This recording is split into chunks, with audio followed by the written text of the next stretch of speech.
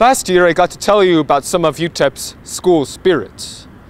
The miners may have a lot of spirit at football games, but at night, some say there's another type of school spirit that calls UTEP home.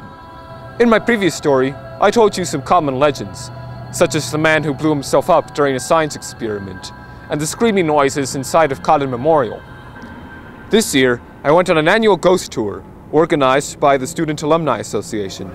Our organization, Student Alumni Association, is putting this on as a fundraiser, and we are trying to start a new tradition, which is our motto, to keep the tradition and spirit alive of UTEP.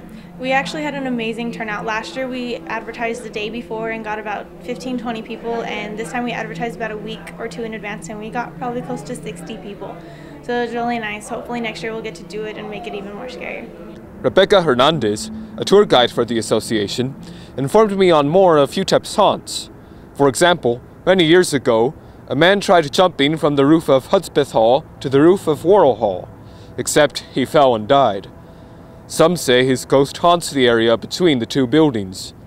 There are also stories of a ghost who haunts the computer science building, and a professor who hanged himself inside Quinn Hall.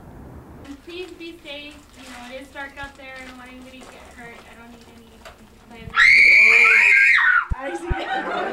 But the screams and ghost stories were not enough to turn back the curious visitors. I wanted to see the ghost of UTEP. This last one at Old Main kind of sounds crazy. Like, it got me kind of excited. Do you believe in ghosts? Strongly.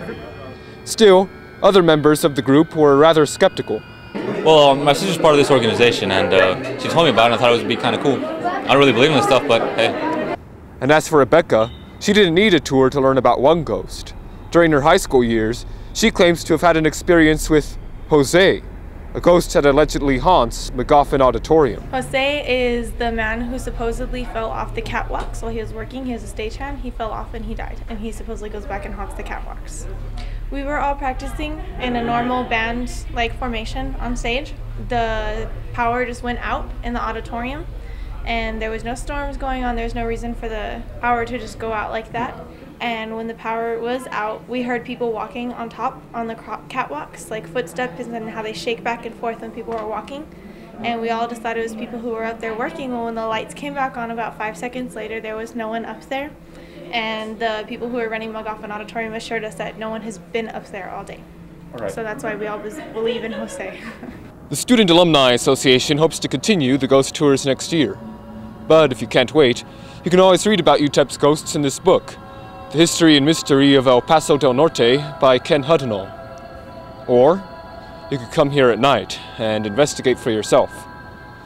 For the University of Texas at El Paso, this is Robert Town.